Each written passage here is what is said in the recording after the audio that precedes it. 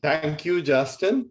To my esteemed panel, I'd like to welcome each of you to what I'm hoping is a very insightful conversation.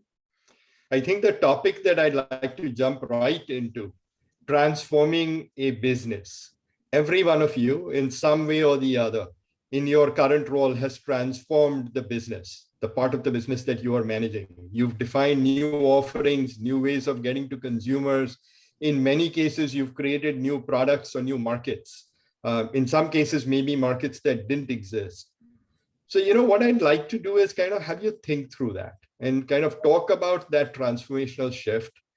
Transformation is a big buzzword today, but if you can talk about why is it transformational and what's the impact it's had. So, John, if I might start with you. I've read a little bit about your background, and I think, I think your journey over the last few years has been fairly transformational, including moving your business along. Do you want to just get us started? Talk about that? Yeah, absolutely, Ravi. Thank you very much for the introduction. I'm really happy to be here today.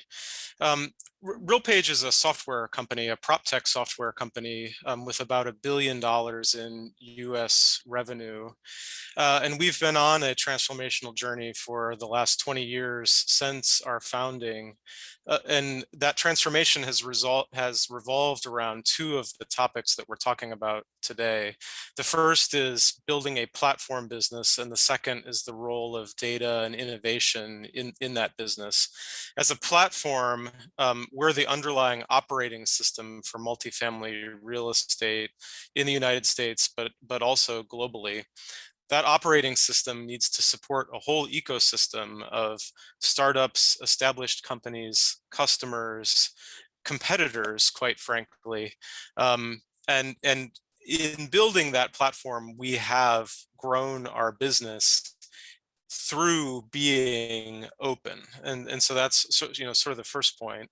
And then the second point is that we have transformed this business over the course of that time period from a software company pure play to actually using the data that our software captures to feed back into that ecosystem to develop additional products that only we can develop because of the data that our products generate.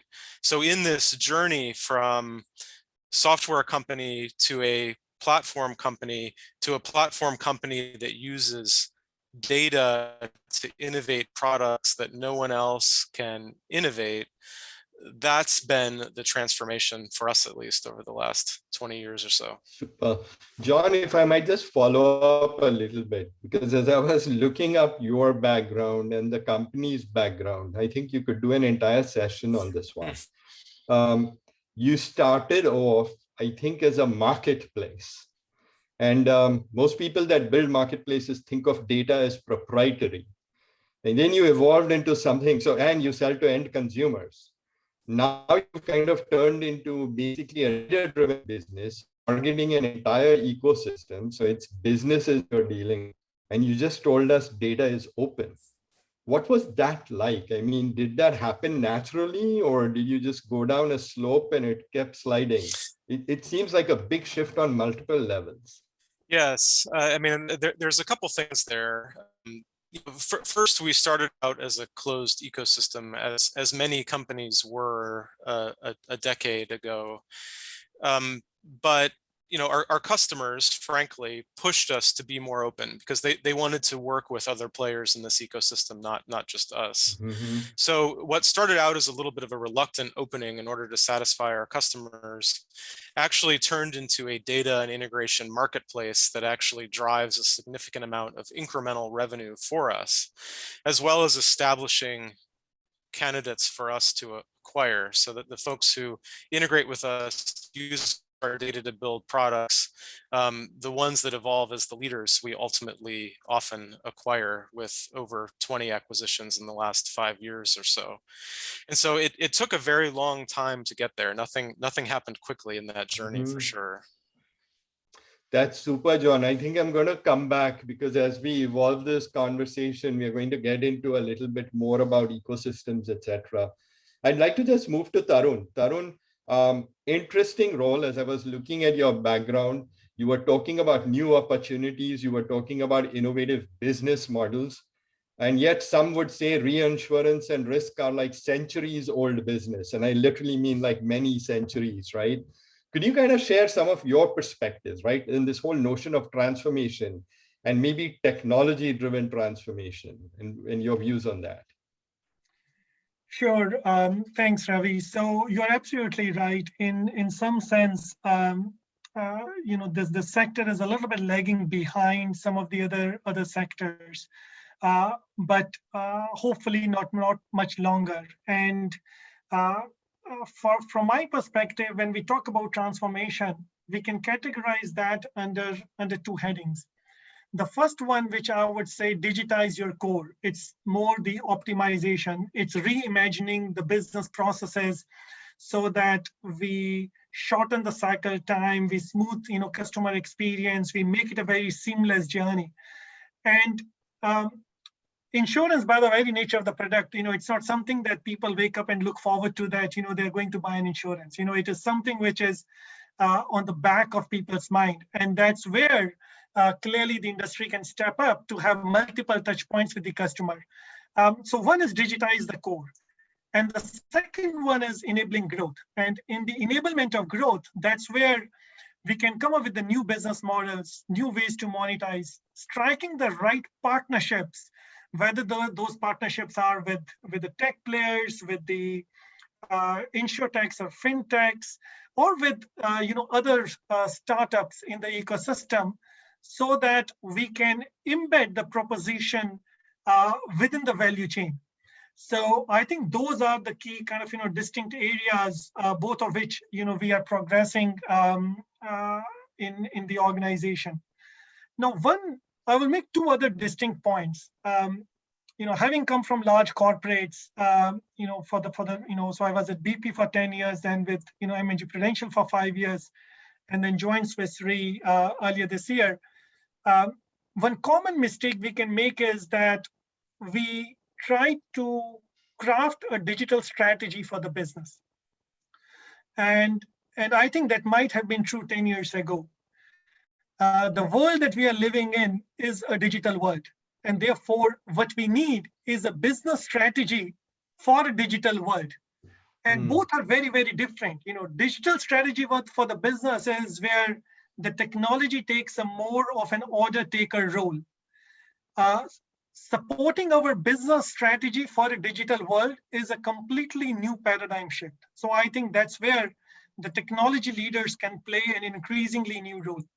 The second one is, we talk about big data and analytics. We talk about, now blockchain is coming to the forefront, AI, machine learning, deep learning, all these new technologies are going to change, the world.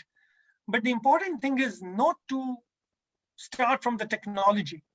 So I would probably say, we shouldn't have technology-led innovation all the time. I think what we need is to start with the business problem, and then blockchain could be a solution, and so could be big data and analytics. So that's the other, important consideration, to start with a business problem and then use technology, emerging technologies as the key enablers. Thanks, Tarun. I think we get that. And I think two important points. I mean, you're taking digital as a given. So now the question really is, what is the business going to make of it, right? It's how does business evolve? Second, I think you're saying this is way beyond optimization. In the past, we looked at technology to optimize. Now you're just looking at a digital world as something which is kind of just broadened the opportunities ahead for y'all. This is, I think, exceptionally well kind of articulated. I'd like to move to Pradeep quickly. Pradeep, I think I'm very familiar with, Thomson Reuters. Who is not? It's synonymous with news in many ways. But there were a number of things that caught my eye. You'll talk about expert know-how. You'll talk about specialized information offerings. And I think I'm getting a sense for that, right? Any professional relies on a large body of information to kind of specialize in some way that's data-driven. Can you talk about your role in that? You've Sure. kind of clearly played a transformational role here. If you could explain what that looked like. Yeah. Well, Ravi, thanks. And it was great listening to Tarun and John.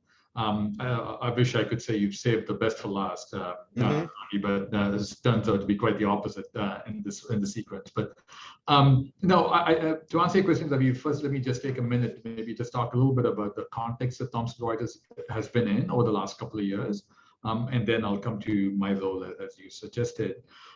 As you rightly pointed out, we are in the know-how business. It's about providing intelligent information, particularly to professionals, and arming them with the data and the information, the tools they need to do their jobs on a day-to-day basis. That's kind of simply put the business we are in. But historically, we've been kind of within that, been in a very diversified landscape, meaning we've been catering to professionals from very diverse ends of the spectrum, right? It included financial markets, scientific research, legal research. So for the longest time, we've been kind of operating more like a portfolio. So in the last few years, we've gone through a very deliberate attempt to double down on the areas that we want to really specialize in and divest out of areas that we no longer want to really be in because we feel that those businesses will probably find better homes elsewhere. So we've kind of, over the last few years, divested our scientific research business, divested our financial market data trading platform business. So what we have right now is a very homogeneous business providing intelligent information in the legal, tax, risk, and regulatory space, right? So it's relatively homogeneous, well connected.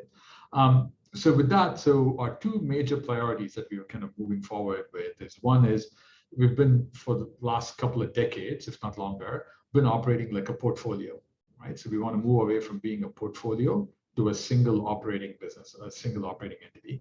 And number two, we've been kind of like had a little bit of identity crisis. Are we a technology/software company or are we a content company? And now we said our second priority now is to operate like a modern day software product company that's driven by content, right? So we have these two very clear priorities. And that's what we've been doing over the last couple of years. And you mentioned about my role in it. So my role specifically, right, has been around, there's a bunch of things we're doing to transform our products, digitize our products, put more AI and analytics into our products and so on. But there's an equal, if not bigger effort that we have underway, which is really transform the way we conduct business, right? Transform the way we interact with our customers, the way we take a digital first approach to our customers. So my role over the last few years, I've just moved into a new role, but up until now, my role over the last few years has been around the commercial transformation of our company. And there are many such, instead of me trying to give a theoretical lecture on what it is, I'll just call it a few examples to bring it to life. For instance, right, we've been always operating historically as a niche business that operate in specific niches, from selling to a niche set of customers. And now we see ourselves and we have 500,000 customers, and very, very diverse. Some customers which are have the largest law firms in the world, or the legal counsels or the heads of tax of the largest corporates in the world, all the way down to solo proprietorships, right? Single member law firms, so single member tax and accounting firms, and so on. So very diverse spectrum of customers in the 500,000. Their commercial relationship with us, again, is very, very diverse. We have folks where we have multi-million-dollar a year relationships all the way to $2,000, $3,000, $4,000 a year subscription type relationship, right? So it's really truly trying to understand, and because we didn't have the right data and analytics to drive our business in the past, we've been trying to really just carpet bomb all our customers with the same types of products, same selling motions, same retention motions. And now we're using data analytics to really be a lot more tailored and nuanced and try to meet the customer where they want us, right? To tailor our sales motions based on what the type of customers are, tailor our customer service motions, our retention motions, right? So that's one major journey that we've been involved in. And another aspect is around truly trying to understand customer experience. Because we've been a portfolio business, it was really hard for us to even understand even a simple thing as what our NPS score is, right? Because there was no such a single NPS score for the company. It was meaningless. And now that we've become a single operating company, not only we've been able to define what our NPS scores are, but we're using data and analytics and predictive models, we can accurately gauge which aspects of our business process, so I mentioned about modernizing business processes, which aspects of a business process has what kind of impact on us customer experience and thereby NPS scores. So we've been working on bringing that level of transparency and now creating the actions needed to transform and enhance a customer experience. So most of my journey or my role, Ravi, in our transformation has been purely around the commercial transformation, making us as a simpler company for customers to commercially transact with, becoming more customer focused, truly using data and analytics to predict our customer behavior and thereby meeting them where they are. So those have been the simple things. I think I got that, came across really clearly. You're kind of in the business of information in very specialized fields, but you're also reinventing yourself to be a lot more data driven on kind of measuring your impact on the business. And I think I see some of the similarities as I'm looking at, how Tarun talks about stuff and even John talks about stuff, right? Because data clearly in John's part of the world is the lifeblood of that business that he's dealing with. If I might just kind of subtly shift, and I think some of you have mentioned this, right? And maybe I'll start with you, Tarun, I think because, you brought it up also. This whole role of, platforms, partners, and ecosystem, like, aptly named the PPE, I guess, of this kind of talk today. We've always started with, the role of data and technology. When we were kind of pre-briefing for this, you saw me go there fast, and you'll know why when I introduce myself. But, it appears that there is something fundamentally different this time. Yes, it is about data, it is about technology, but it's a very different landscape. Can you talk about the role of how is your ecosystem changed? What is your reliance on platforms? How is that helping you? Things like that. Yes, no, thanks, Ravi. So I think one thing that has changed is the insurers and the global reinsurers had always been sitting on large volumes of data. The technology today allows us to leverage that data to produce insights, to produce, offerings for our clients in a whole multitude of ways. But we can't do that alone. Even when you are trying to start in the value chain of, the data collection, and the technology has advanced from geospatial analysis to technology, for example, agro business that can use satellite imagery and do a lot of fantastic feed from the sensors to calculate the soil moisture, etc. That's where the role of partners come in. You have got tech players that now are really advanced in using these technologies to generate business value.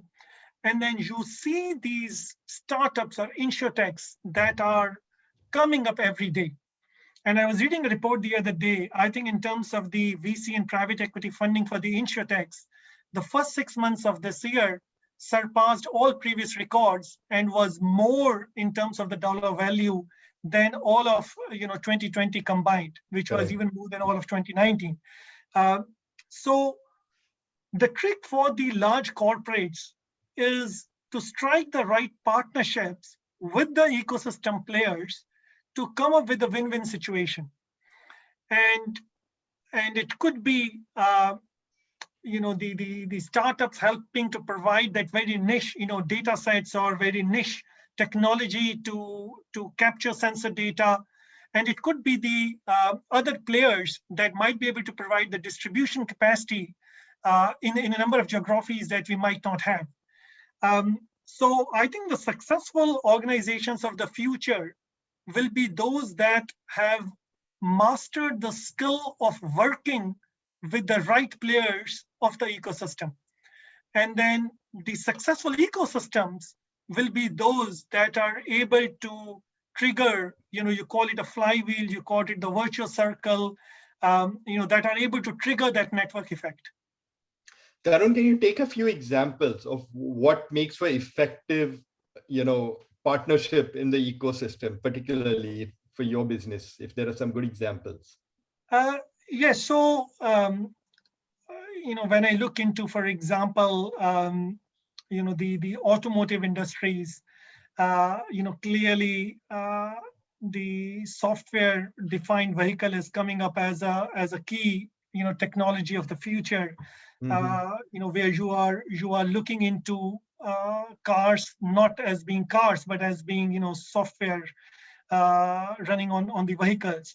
And then clearly we can come up with what the right risk scoring is based on the individual kind of, driver behaviors.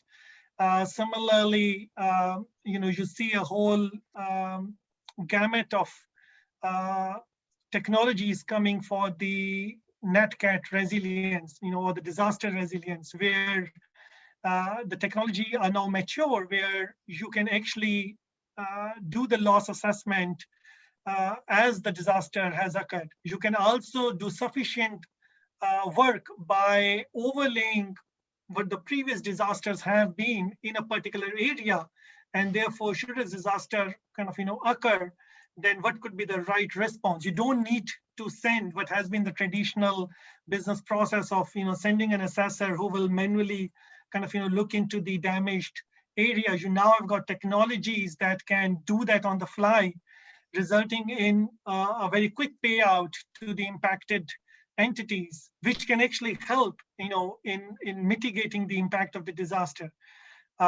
Similarly, cyber as a key theme is coming up very fast. One thing around technology is that it also introduces new risks, and cyber is a good example where clearly it opens up new opportunities for both insurers as well as reinsurers.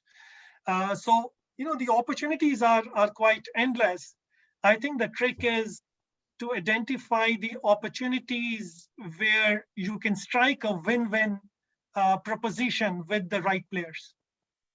Got it. So,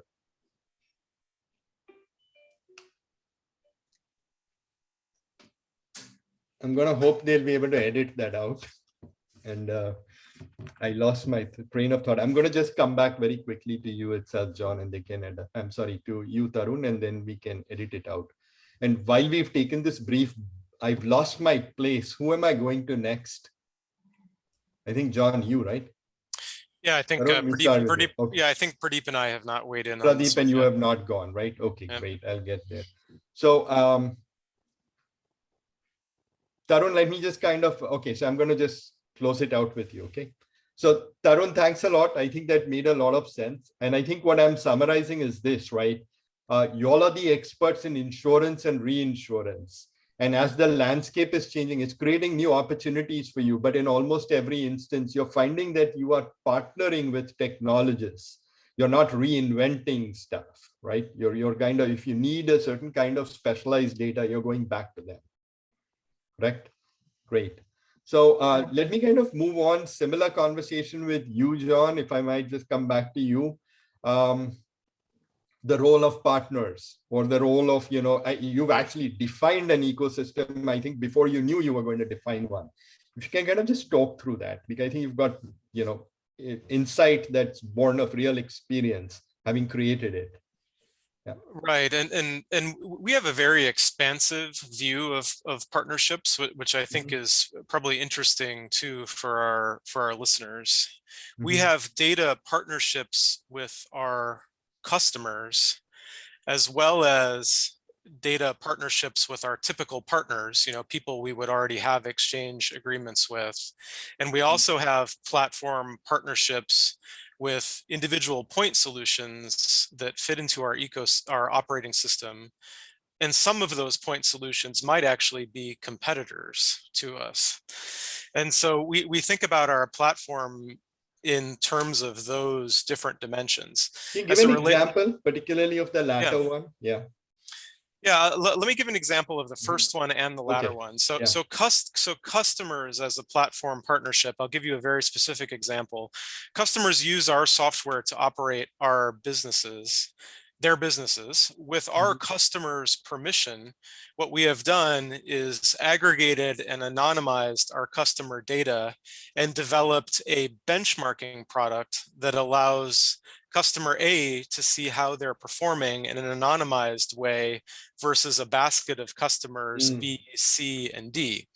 And so we have worked with our customers as partners to take their data, clean their data, anonymize it, and redistribute it to them as a benchmarking product. So that's a very specific customer partnership example.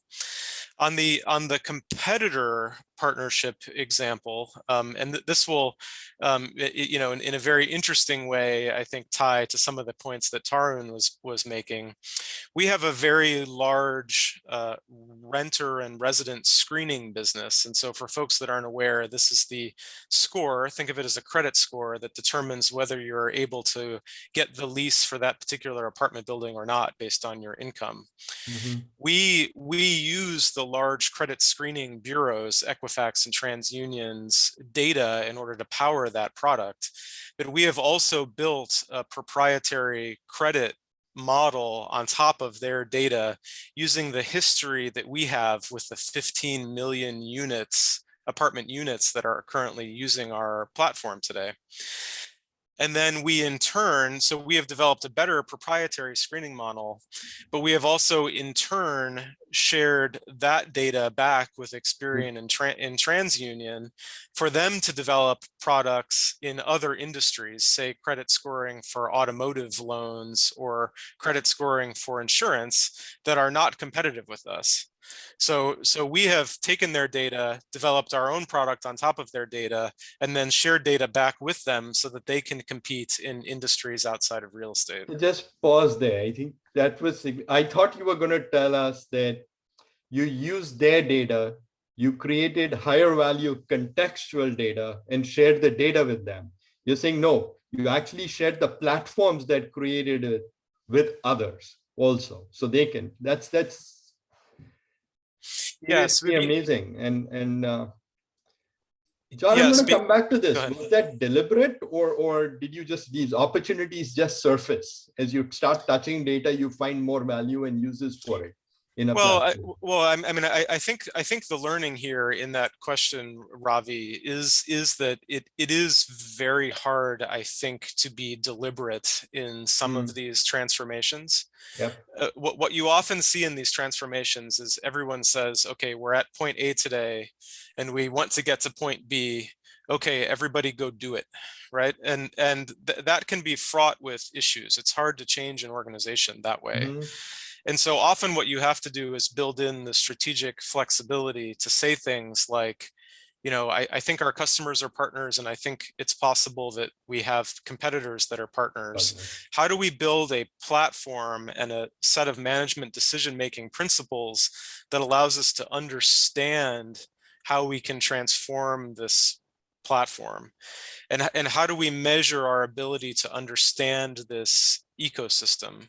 So focusing on a methodology that allows for strategic flexibility is more important for us than a top-down painting the vision, because the top-down painting the vision, number one, is going to be wrong because you don't know what you don't know. And number two, it doesn't bring the organization along with you. Correct. Thanks. And I think you're in an ecosystem that is itself in transformation. So you're learning from others around you too.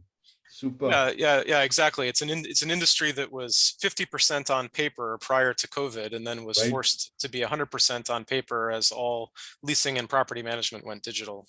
Got it. Pradeep, let me move to you. I think you've got a similar story. If you can walk us through it. Yeah, similar, but also some nuances which are more specific to us.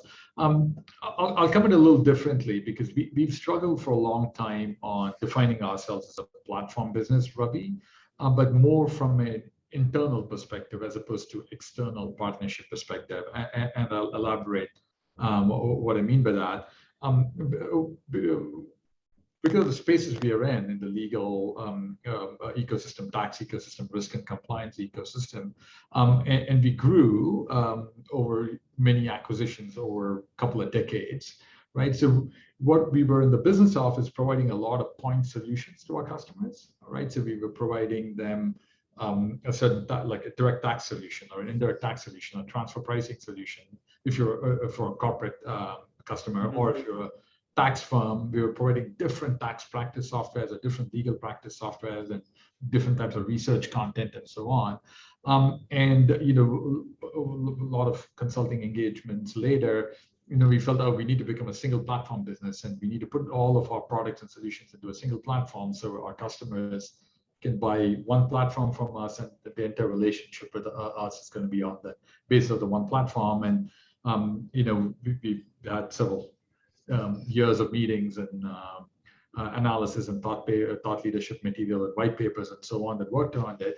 But then exactly what John just said, right? It's a very top-down strategy and approach, which really doesn't pay attention to what the customers actually want, right? So we felt our platform strategy has to be more relevant to what our customers want. And all of our customers don't want the same thing, right? Because we're in fairly, although we are more of a homogeneous business now, we're still in slightly different spaces. So our platform strategy has to be a little bit more nuanced. So what we have internally is a multi-platform strategy, right? So for all of our legal practice solutions will be on a single platform, so our customers can engage with us on that aspect. But if it is a legal research set of customers, there's a separate research platform for them. Similarly, a different type of platform for our corporate customers and so on. So we internally now have a very, very clear strategy on what is the platform or platforms that we are selling to our customers, and the relationship they have with us. And some of the things we found out as we went through listening to our customers and designing it based on data and analytics is there is a product platform strategy, and the examples John gave are excellent. I don't have anything more interesting to add there, but there's also a commercial platform strategy, right? So customers want very simple commercial relationships with us, right? They want a commercial platform with us, and they don't want to feel like they're having like 10 different contracts at any month in a year. They're renewing something with us, and every time they need to buy a new data set or new content set from us, it's a whole new relationship. So simplifying the commercial relationships into a single commercial platform took a little bit of undertaking as well.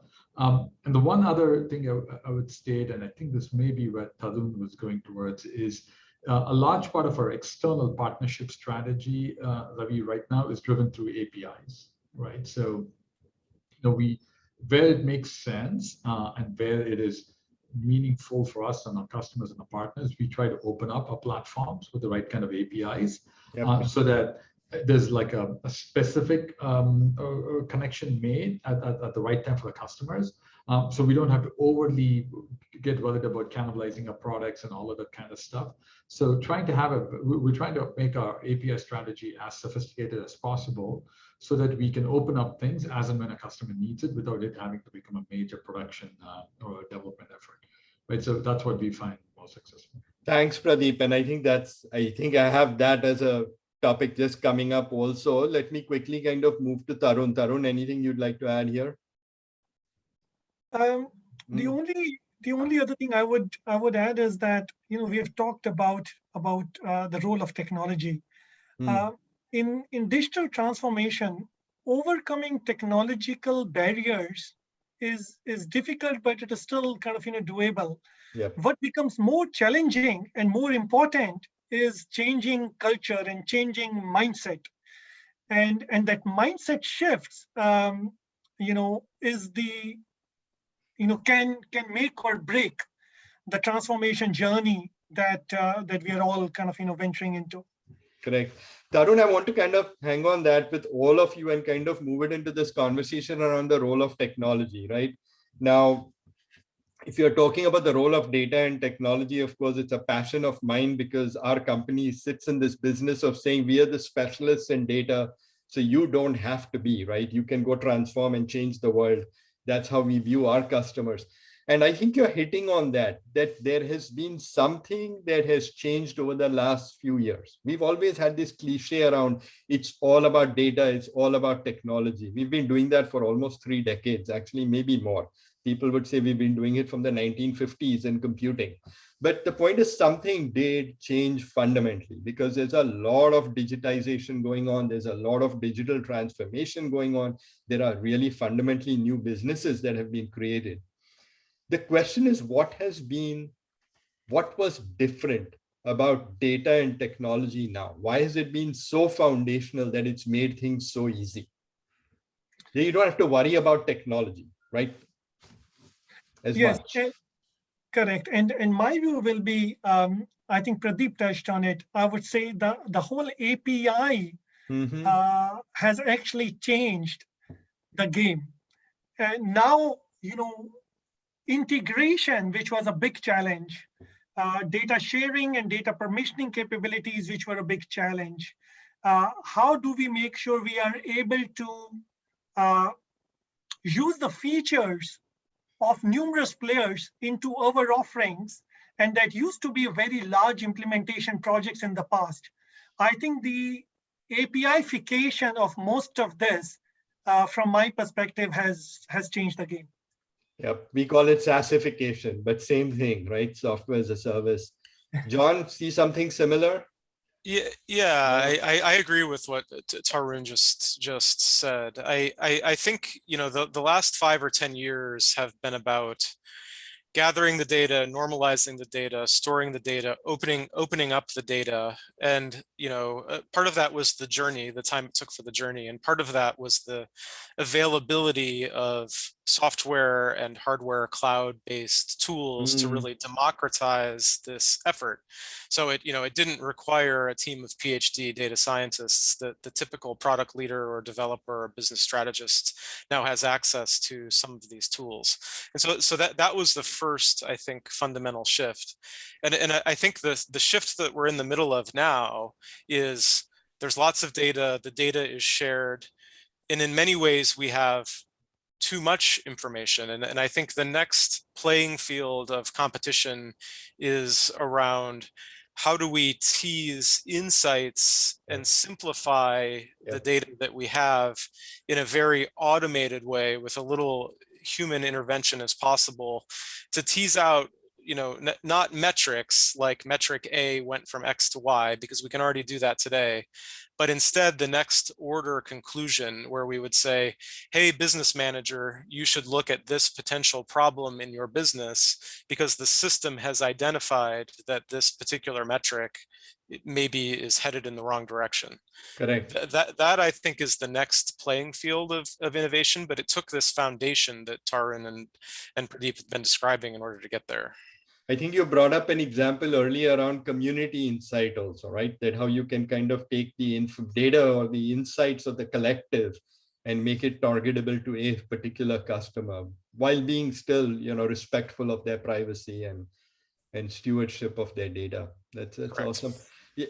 John, something that I think you touched upon as you were talking about this, and I know it's a little off topic, but talent and skills. Is that something that is getting easier, harder? Are you looking at, for the first time, I find that it used to be that tech companies competed for a particular kind of talent. But now you're seeing that same talent being kind of sought out in almost any field: insurance, reinsurance, retail, you name it, and people need data scientists and data engineers. What are you seeing there? Yeah, I would agree with that. I think these roles are in very high demand right now. I mean, we have hundreds of open positions across both the US and India and Southeast Asia right now, more than we've ever had. And I think it's just a very difficult hiring environment. Part of it is demand for these resources is higher than it has ever been. Part of it is the transitions around COVID, certainly. Yeah. But because of this is tying to my last point. This is absolutely why these tools must become more democratized and automated so that we don't require this very specific skill set to generate the insights that we need to operate these businesses. Got it. Absolutely. Pradeep, I'll come back to you on this slew of topics. It's been a big evolution for you all too, right? As you've evolved from data sources and into information that's specialized towards businesses. What's the role of technology been there? Did you all always think like a technology company? Has that changed over time? It has changed over time for us, Ravi, right? So like I mentioned earlier, we had a little bit of identity crisis. Are we a content company? Are we a technology company? And I think now you mentioned we are very much a technology software product company, but a content-driven technology company. So it has really changed, and that is even going back to the previous point on talent, it has had an impact on how we've kind of attracted, managed, and developed talent as well. And now we're putting a lot more emphasis on attracting talent with like, for instance, like AI, ML type skill sets and stuff like that, which we perhaps did not prioritize enough in prior years. But yeah, so I think. So we view ourselves right now as a content-driven technology company. And one of the interesting things for us, and this is, I think, was always happening, but COVID has significantly accelerated the evolution, is our customers, the way they're viewing technology. So many of our customers, whether in the legal, the law firm space, the tax space, right, they've right now have significantly stepped up their investment in technology in the areas that we support them in, right? So to the extent that they're cutting down on things that they would have spent money on in the past, to invest in making sure they're having the right compliance technology, right risk technology, tax technology, legal technology. And we're finding ourselves in a position where we need to work extra hard and double down to keep up with where our customers are headed. So it is really exciting for us in that regard, right? That because our customers are going exactly where we would love them to go. But the challenge for us is we need to keep up, and we need to stay a few steps ahead of them in the way we're investing in our products, the way we're investing in our technology, and having the right technical talent to help us get there, but the right technical talent to have a commercial acumen and a business acumen to help us get there. So, so very exciting for us, but also quite daunting. Correct. And I think that sums it up really, really well, I think, Pradeep. All good things come to an end. And I think I could have used another hour on a lot of the topics that, you guys have surfaced so well over here. I'll say this in closing, Tarun, John, and Pradeep, right? As I was looking at your backgrounds and we were coming into this panel, there was this glimmer of hope that there's something that kind of unites us. But the fact that, you're all facing similar challenges, you're looking at similar kind of problems, you're looking at similar promises, right, in terms of what business is evolving to, really, I think says more about the state of the partners and the ecosystems and the space that we're playing in now than anything else, right? So I'd like to thank you. It's been my pleasure. It's been absolutely phenomenal for me to be able to talk to each of you. And good luck. Thank you. Thank you. Thank you. Thanks. Thank you, Ravi. My pleasure.